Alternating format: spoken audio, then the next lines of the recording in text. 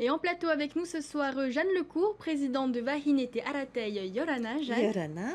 Alors Jeanne, le mois de mars est consacré aux femmes. Vous avez dévoilé les résultats de l'enquête sur la condition féminine ici en Polynésie française un peu plus tôt ce mois-ci.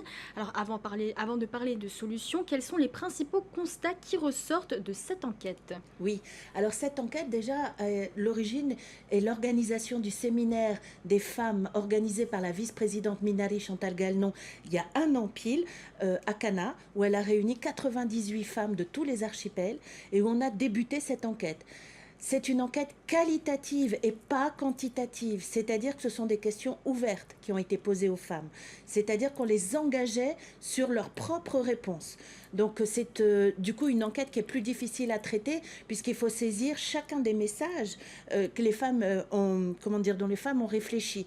97% des femmes ont indiqué que c'était la première fois qu'elles répondaient à une enquête et qu'on leur demandait leur avis en fait. Et donc ça a pris plus de 6 mois et les 3 constats majeurs, on est passé par, c'était une volonté de la vice-présidente de passer par les associations. Donc il y avait 2 volets, un volet associatif, un volet conditions féminines. 69 associations dans tous les archipels ont participé à cette enquête, dont la nôtre.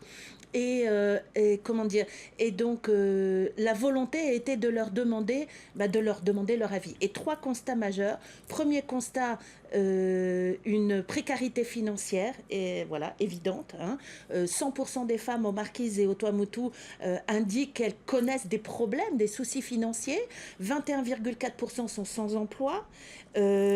Le deuxième constat majeur est une inégalité territoriale identifiée. Et ça a été une grande surprise de cette enquête. C'est qu'on ne réalise pas, nous, à Tahiti, les difficultés qu'ont les femmes dans les archipels. 27% des femmes ont déclaré qu'elles ne connaissent pas les recours en cas de violence. On ne pensait pas, nous, ici à Tahiti, on sait qui appeler, on sait quoi faire. 27% ont dit, ben non, si je suis en cas de violence, qu'est-ce que je fais? Et cette enquête a été l'objet de réflexions collectives. Pour répondre, les associations ont imprimé les formulaires, elles ont organisé des réponses, organisé des rencontres. Les marquises ont été dans les vallées avec les formulaires imprimés pour faire remplir. Et donc, ensemble, elles ont lu les questions et répondu ensemble et réfléchi à ces questions. Alors certaines problématiques sont parfois moins visibles dans le débat public, comme la difficulté de concilier vie familiale et vie professionnelle. Oui. Est-ce que c'est un sujet qui ressort fortement dans votre enquête? Absolument, c'est une demande, surtout que le troisième constat concerne le leadership. Beaucoup de femmes, sur 48 maires, on est en plein dans la période, sur 48 maires, combien il y a de femmes? 6. Et beaucoup expriment dans l'enquête qu'elles souhaiteraient prendre part aux décisions politiques de leur commune et du pays. Mais justement, le problème de concilier vie familiale et vie professionnelle, ou encore plus vie politique et prendre un leadership, c'est un frein.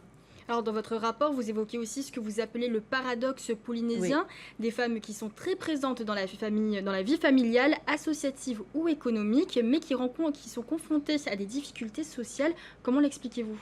Alors ça, c'est une vraie découverte dans l'enquête, ce paradoxe polynésien. 90% disent qu'elles se sentent heureuses, qu'elles se sentent libres, 60% disent qu'elles ont un souci financier et 72% disent qu'elles subissent une pression de genre. Alors on l'a expliqué ensemble, c'était une réflexion collective, par la spécificité polynésienne, les liens familiaux qui sont forts, les associations qui sont dynamiques. Et donc il y a une vraie sororité, il y a un vrai accompagnement communautaire. Une femme a un problème, si elle exprime, et c'est là tout l'objet, si elle l'exprime, alors elle sait qu'elle a autour d'elle des personnes ou en tout cas des associations qui peuvent les aider. Je tiens à préciser, 72% des associations disent qu'elles ont des soucis financiers, qu'elles manquent d'accompagnement institutionnel. Alors les pistes évoquées et la création d'une confédération des associations de femmes, quel serait son rôle concret et qu'est-ce que cela changerait pour les femmes? Alors, selon les 3 constats, il y a eu 3 axes qui ont été travaillés avec des recommandations. C'est plusieurs pages, le rapport il fait plusieurs pages. Et donc, il y a des recommandations. Mais à l'issue, hein, comme tout rapport, comme toute étude. On fait quoi maintenant? Elles se sont exprimées, elles ont dit ce qu'elles attendaient, elles ont demandé les moyens d'agir plutôt que l'assistanat, mais on fait quoi maintenant? Et donc il faut un cadre commun, ce qu'on appelle une mesure transverse, pour mettre en place ces trois axes d'opération stratégique et pour mettre en place ces recommandations.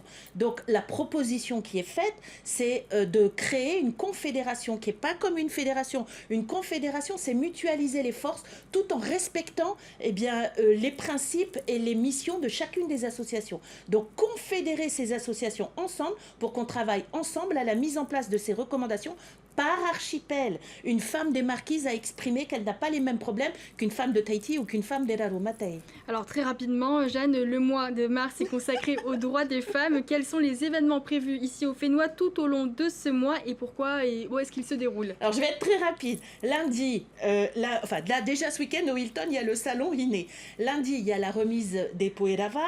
Mercredi matin, l'Assemblée territoriale, le Conseil des femmes remet ses trophées du cœur. Samedi 14 mars, la brosserie OA avec Soroptimis, Conseil des femmes, Vaineratei, émergence de Rumia, mobilisation pour les femmes. Papeete Centre-Ville, samedi 21 mars, avec le Liberty qui fait un prix demain et le samedi 21 mars pour ce magnifique film qui est sorti mercredi, La Maison des Femmes. 900 francs pour toutes les femmes au Liberty. Et le dernier week-end de mars, nous organisons l'entrepreneuriat féminin à Travo avec la commune Teirapu Ouest, où il y aura la deuxième restitution publique de cette enquête. Donc on va faire une deuxième restitution à Travo avec toutes les associations féminines et celles qui le souhaitent peuvent nous rejoindre. Les stands sont gratuits. Le public va découvrir des artisanes qu'elles n'ont jamais vues dans les salons commerciaux habituels vu que les stands sont gratuits. Et donc on va restituer l'enquête auprès des associations et du public de Travo. Ensuite, les archipels sont prévus. Merci beaucoup, Jeanne Lecour, d'avoir accepté notre invitation. Merci.